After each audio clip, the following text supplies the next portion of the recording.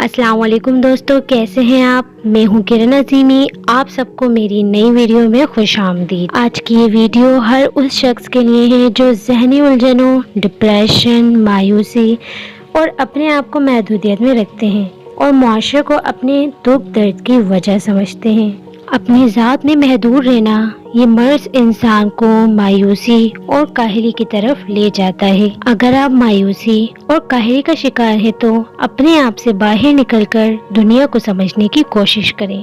کوئی دوست ایسا بنائیں جس سے دل کی بات کی جائے۔ اگر ایسا کوئی دوست نہیں تو وہ دوست آپ بن جائیں۔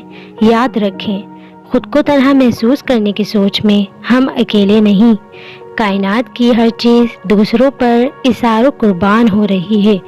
کوئی درخت اپنے استعمال کے لیے پھل پیدا نہیں کرتا۔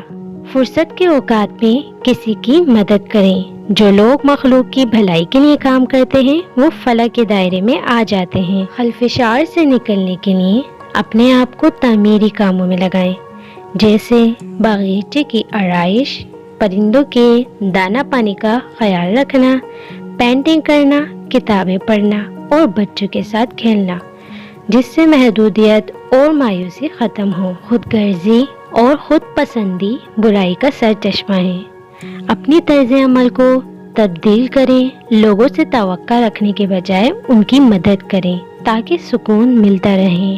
دوسروں کی زندگی میں دلچسپی لینے کا مطلب ان کی ٹو میں رہنا نہیں ہے کہ وہ کہاں جاتے ہیں، کس سے ملتے ہیں، ان کے گھر میں کیا ہوتا ہے۔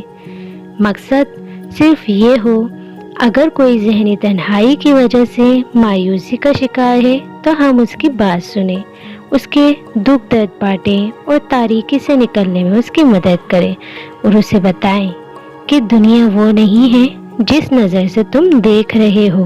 آدمی کی دوا ہے۔ اگر آپ سمجھتے ہیں کہ یہ دوا مجھے میسر نہیں تو آپ کسی کی دوا بن جائیں۔ میں امید کرتی ہوں یہ کچھ باتیں یا ٹپس آپ کو ذہنی الجھنوں سے نکلنے میں مدد دیں گی۔ اس کے ساتھ ہی مجھے دیجیے اجازت۔ اللہ نگہبان۔